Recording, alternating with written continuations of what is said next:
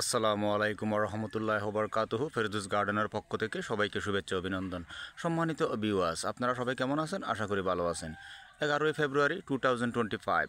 সম্মানিত ভিউয়ার্স, আপনারা এটা নিঃসন্দেহে দার্জিলিং কমলা জাতের ফ্লাওয়ারিং দেখতেছেন। সম্মানিত ভিউয়ার্স, সাথে থাকুন। সম্মানিত ভিউয়ার্স, আপনারা দেখতেছেন আজকে 11ই ফেব্রুয়ারি 2025। এই টাইমের মধ্যে কিন্তু আপনারা দেখেন দার্জিলিং কমলা জাতের গাছ থেকে কিন্তু কুশি বের হচ্ছে, কুশির সাথে সাথে আবার ফুলও বের হচ্ছে।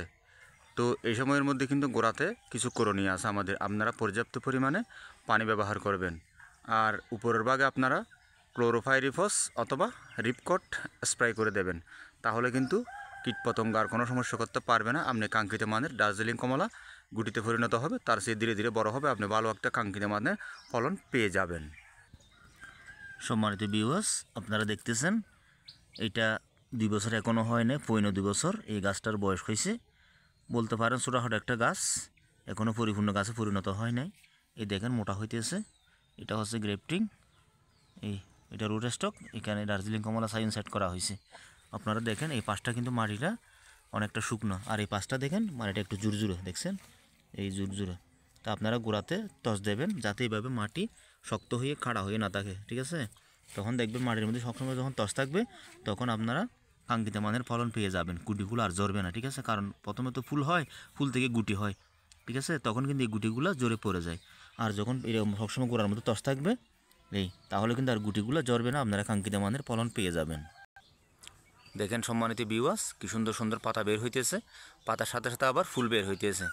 এই ফুলগুলো কিন্তু গোড়াতে সঠিকভাবে ট্রিটমেন্ট করলে তখন দেখবেন এই ফুলগুলো ধীরে ধীরে গুটিতে পরিণত হয়ে যাবে। তার মানে এগুলো ধীরে ধীরে সময়ের ব্যবধানে দার্জিলিং কমলায় রূপ ধারণ করবে। সম্মানিত ভিউয়ার্স, আজকে ভিডিওটা আর বড় করব না। শারীরিকভাবে একটু অসুস্থতা আছি, কণ্ঠ ভালো নেই, ঠান্ডা লেগে গেছে। তো আজকে এতটুকু পর্যন্ত। আপনারা যদি ভিডিওটা ভালো লাগে লাইক করবেন, কমেন্ট করবেন, শেয়ার করবেন, পরবর্তী ভিডিও পাওয়ার জন্য উৎসাহিত করবেন। আপনারা জানেন আমি গার্ডেনিং সংক্রান্ত অনেক গুরুত্বপূর্ণ ভিডিও আমি এখান থেকে আমার পেজ থেকে আমি আপলোড দিয়ে থাকি। তা আপনারা যদি উৎসাহিত করেন, লাইক দেন, ব্যক্তিগত কোনো একটা কমেন্ট করেন, তাহলে কিন্তু আমি উৎসাহ পাই, ভিডিও আপলোড দিতে আমার অনুপ্রেরণা জাগে। তো এর ধারাবাহিকতায় এটাই স্বাভাবিক। আপনারা দেখেন যতগুলো মানুষ ইউটিউব চালায় প্রত্যেকে কিন্তু একটাই আবদার করে সাবস্ক্রাইব করেন, লাইক করেন, কমেন্ট করেন। এটাই স্বাভাবিক, কারণ এই লাইক, সাবস্ক্রাইব, কমেন্টের মাধ্যমে কিন্তু চ্যানেলগুলো উজ্জীবিত হয়ে থাকে। তখন যারা ভিডিও দেয় তারা কিন্তু অনুপ্রেরণা পায়। তো এর ধারাবাহিকতা আমিও বলতেছি।